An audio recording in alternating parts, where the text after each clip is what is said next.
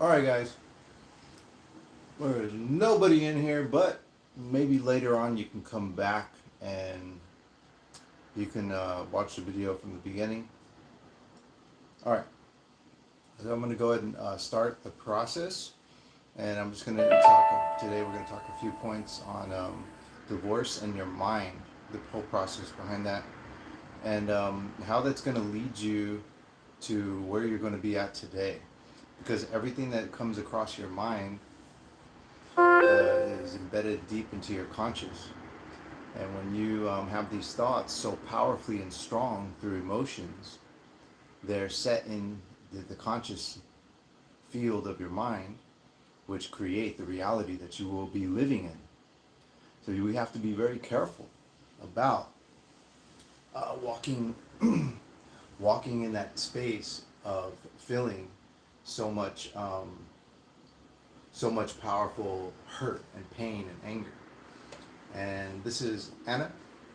Say hi. I Hi. We hope you guys are doing well.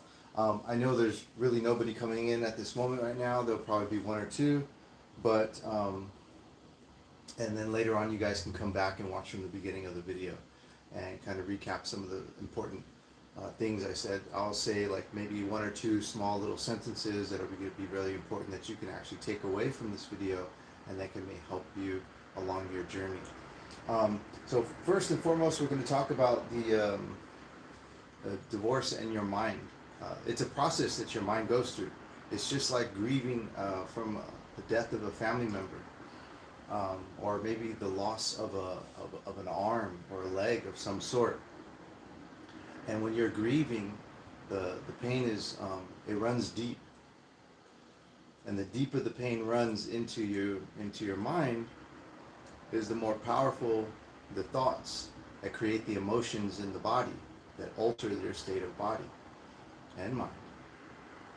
Your body does not know the difference between a head-on 100-mile-per-hour collision crash of a vehicle, as well as the difference between the powerful pain that you're missing your child from the separation and divorce. Your body does not know the difference. The trauma is still the same. And hi, I hope you're doing well. Hi, Design Spaces. And if you guys slowly come back later on, just a real quick, you guys can come and start the beginning again if you come in halfway, or if you don't have time to watch today. Thank you for stopping in. I appreciate you, and I love you, and I hope you guys are all doing very well. But maybe you can come back later and enjoy the video at another time if you don't have time today. But if you do stay, I hope you can gain something from this. We're talking about divorce in your mind. So allowing those emotions to really take a toll on the subconscious thought process will affect the way your body will feel and the impact that it will have on your body. And your body will respond. It's going to respond to this unknown impact of pain that's feeling. And it's all in the process of your mind. And your body's going to fall ill. It'll feel weak. It's going to feel sadness, drained. And these are the things that in the very beginning we all go through when we're going through trauma or we're going through separation of some sort. Sorry, I want to come in here. That's funny. Thanks, Richard. No thanks. So the second thing, first thing we're going to talk about is going to be the stress and the emotional pain, and what I just talked about right now. Stress and the emotional pain. It takes a toll on your mind, your emotions, and everything. You begin to grieve. You carry anxiety. There's guilt, and guilt is another pathway of creating an illness to your body. All of these things are going to impact your health. And you may be sitting in a chair, and the amount of powerful thoughts that run through your mind are going to impact your health if you allow it to take a toll on you. The second thing I wanted to go over real quick, and I have some quick notes off to the side, so I will be looking off to the side. Again, if you're coming in, this is Anna. Hey, what's going on, guys? We wish you well. Don't forget to thumbs up if you can while you come in. Thank you so much for stopping by. Is the fight or flight, and there's a fight or flight phase to many things in grieving, especially missing our children. But there's a part of the fight or flight that they don't talk about, and that's the freeze. So in psychology, the body goes through a traumatic impact, and there's a fight or flight phase. And in this fight or flight phase, volume is low. Oh, thank you so much, Candy. Kane, I appreciate that.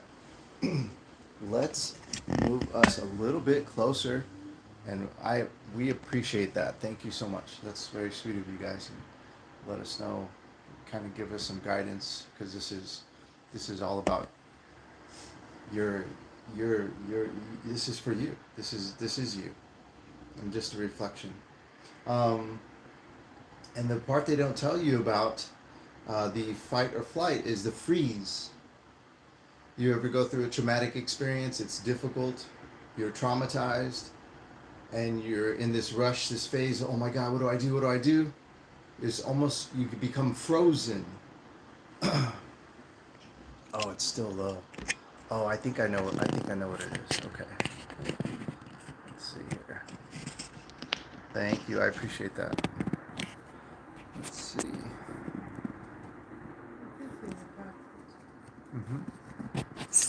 Let's see. I'm going to move this here and put this right here. Okay. Okay. And this should be a lot better. Hopefully this will be a lot better.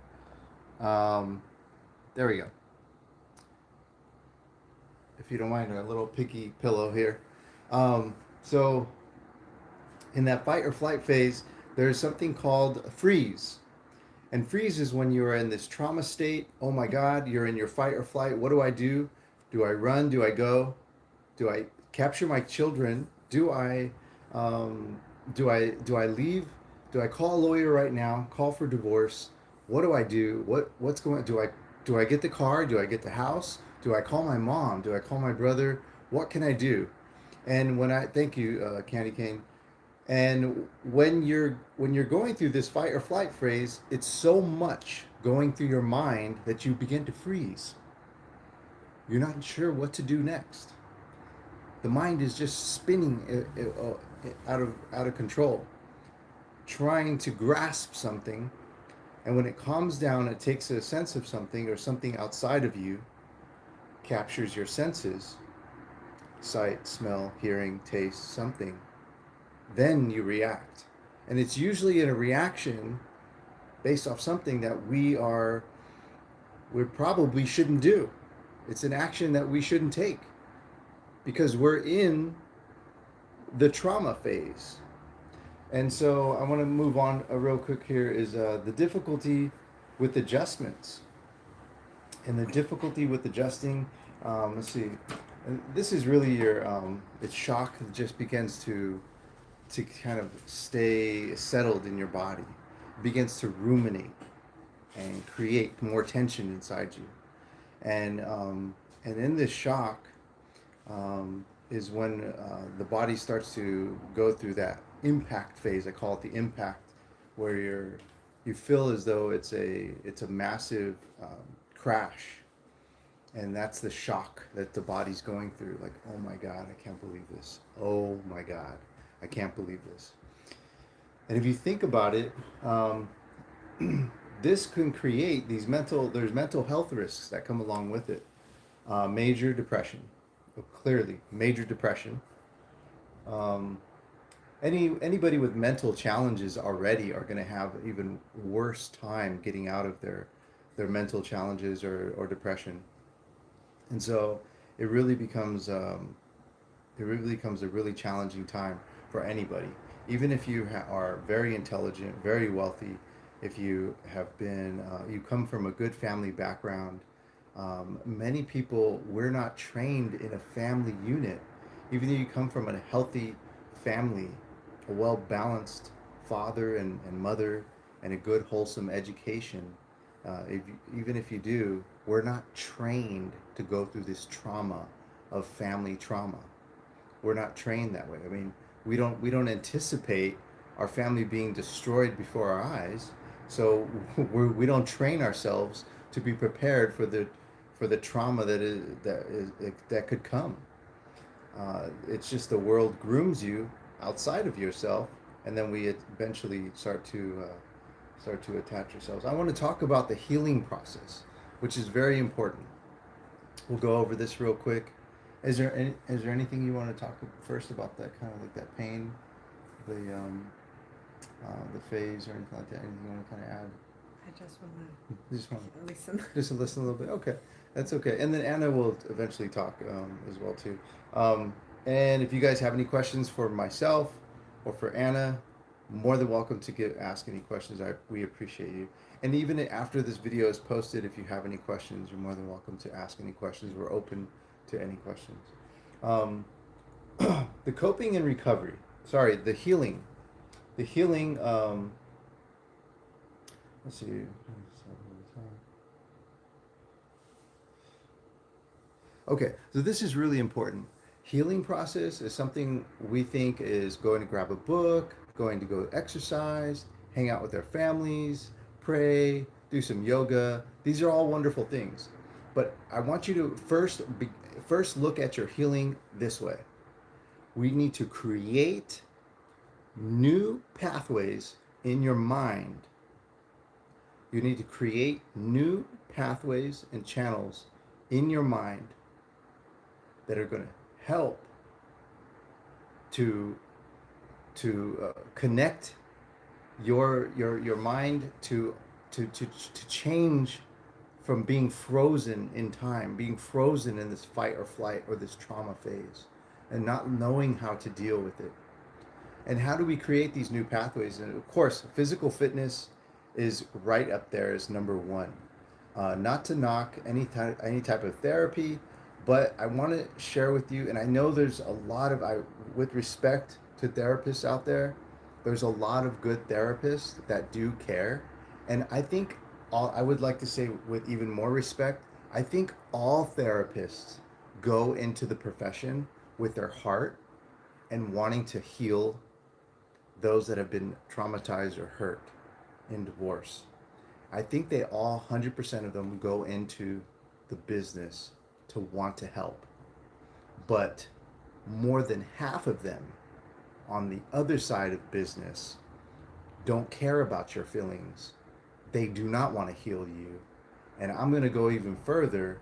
They want to keep you in pain so they can take your money. This is part of the part of the system.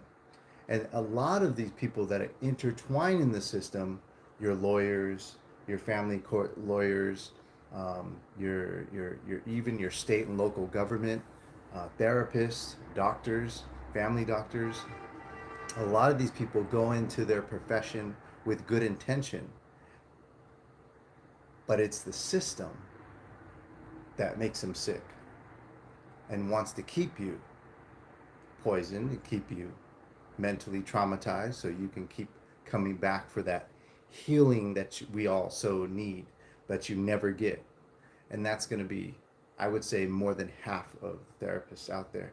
Again, like I said, with respect to therapists, I really think there's a lot of them that are good. I think 100% of them come into the business for the help, but that's not the end all do all, because they need to get paid. Now, self-care activities are neurotransmitters. So I talked about creating a new pathway of your brain, new pathways of the mind to help healing your process.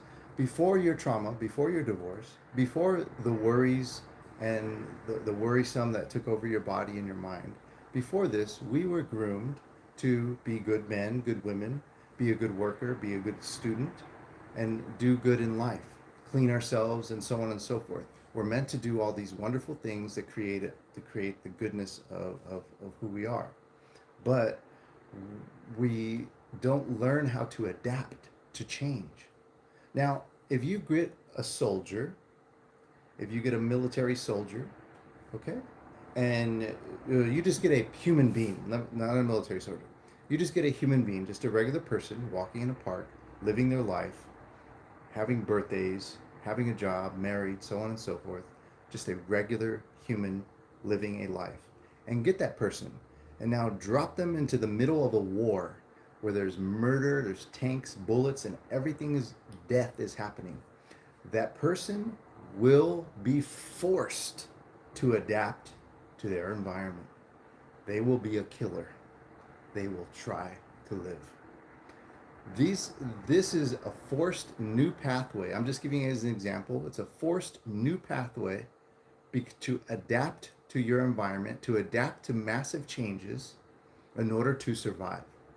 These are the things that you must do in order to heal yourself faster. Because the faster you heal yourself, the better you will become outside of it. The longer it takes for your healing to happen, the more difficult life will be in the long run. So how do we adapt? How do we create new pathways? It's your neurotransmitters. Um, there's a word I want to say. It's basically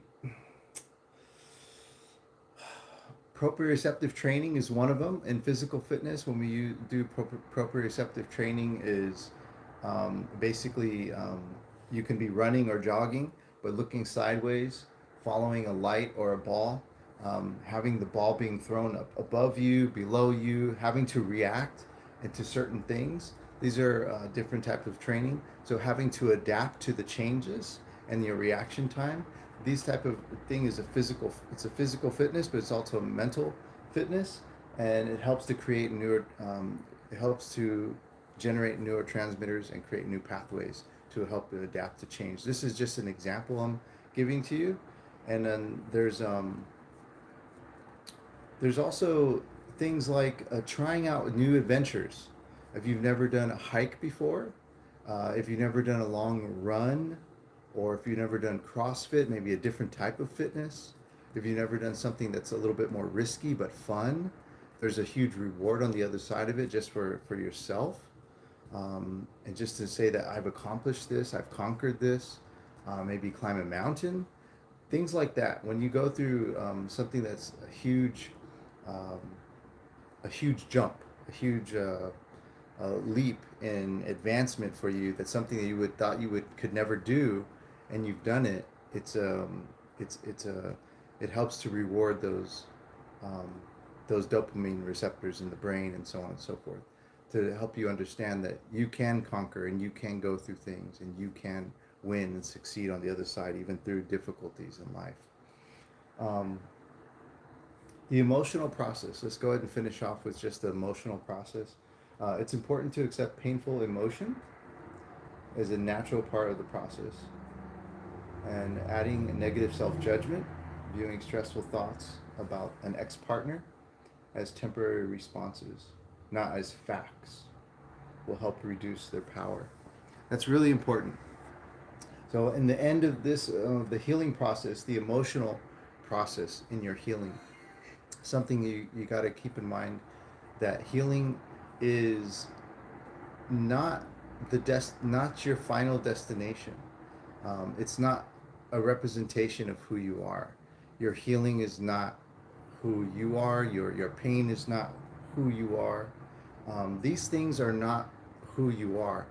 This is something outside of you. This is something that happened to you. It happened to you, but it's not who you are. And who you are is perfectly, powerfully, beautifully created through love, through the process of love, the creation of love. And you are perfect and pure.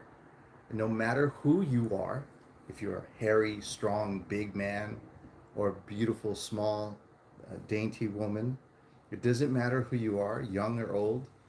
This is who you are. You are a beautiful spirit. You're perfectly created into this world. Okay? And your pain is not defining you. Your pain and your stress and your trauma is not the definition of who you are. And it's something you should not carry for a lifetime. This is an outside action. Your pain is an outside action of you. And it is not to create the energy that's within you. Okay? And understanding that this is something outside of you, I hope that you can understand as we close off. I hope that you can understand that it's time that you put it down. It's very, very painful to hold on to something that somebody did to you. Someone cheated on you. Someone took your child from you, and to continue to hold on to that pain that someone gave to you. You're not to own it. What you're supposed to own up to is the beautiful character of a human being that you are walking this earth.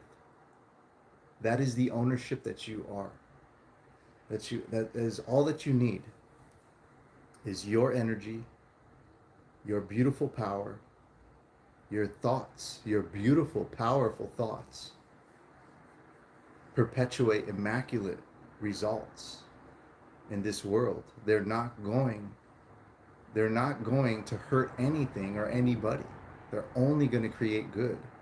When you have beautiful, powerful, positive thoughts consistently at every breath and step, it's not exhausting and it's not hard. It is what you were created from. You were created from love. You were created in the process of love. So this is what you are meant to be. And it's for you strong men out there, listen, men. I hope you rewind this and I hope you listen to everything I tell you. But listen to this. If you're a man and you're hearing another man tell you how beautiful and powerful and strong you are, and you have a problem with it, you need to get outside of that and let it go. Because you can be a warrior and be beautiful and soft and gentle at the same time. The balance is so perfect and beautiful to be a killer warrior and to be soft and gentle at the same time. This is what you're supposed to be. Okay? Because you're supposed to hold the gate of the end and cradle the life gently.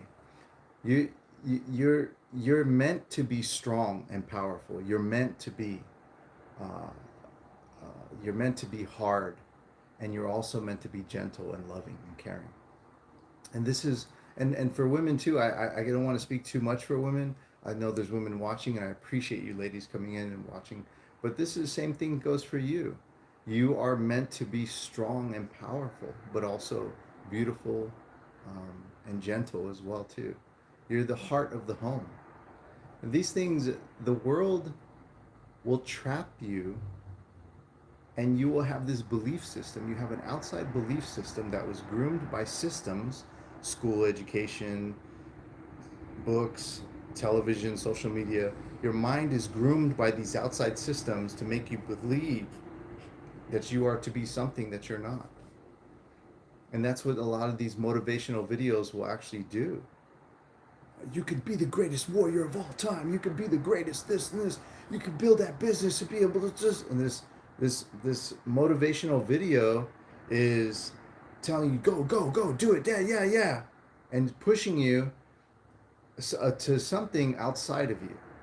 You have to understand that you are all of the greatness is already existing within you. You're already there. So the rewards that are outside of you of the flesh are just rewards. You can go get them. You have to put your mind to it. But here's the last thing I want to tell you. And I'm going to finish off right here, guys. We've gone too far. And I appreciate you guys coming in. And thank you for listening. And don't forget to thumbs up as you come on in. So thank you. Last thing I wanted to share with you is God, and no matter what what religion or background you come from, no matter what religion you come from, I respect all of you. All of you have a seat at my table. I just want you to know that God loves us all. God is there. Uh, he's real. I've been laughed at.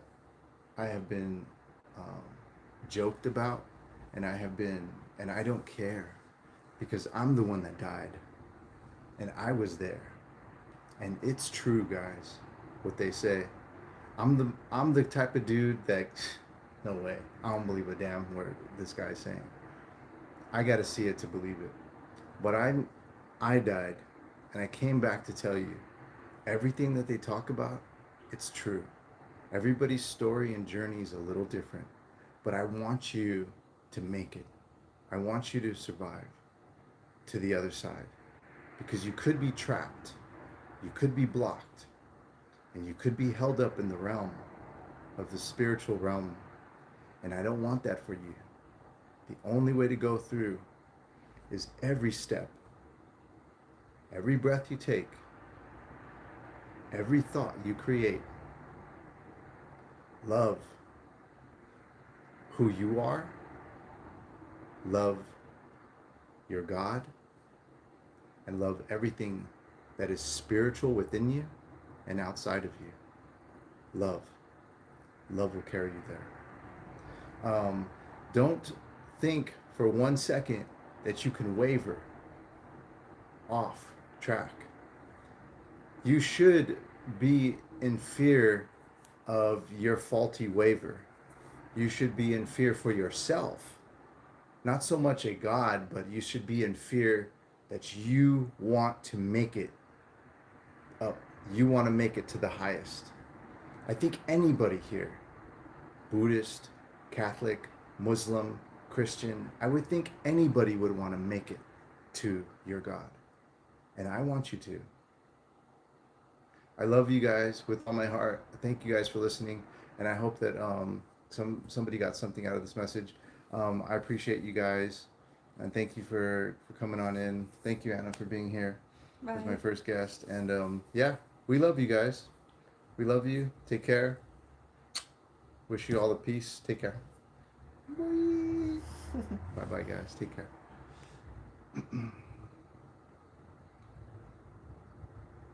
There we go. Bye, guys.